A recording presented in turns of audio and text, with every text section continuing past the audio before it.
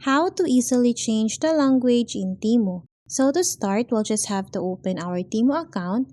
And then in here, once we're here on our account, we'll have to go at the bottom part of the screen and then tap on this profile icon. And then in here, we'll have to tap on the settings icon.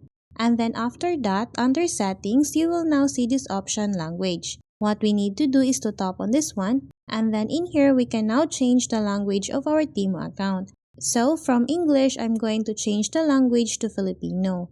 After that, it will automatically refresh my Temu account. And as you can see here, it automatically changed the language of my Temu account. If I want to change it back, all I need to do is to tap again on the settings icon. And then in here, I'm gonna tap on this language option. And then after that, I'm now back on the language settings. So that's how easy we can change the language in Temu.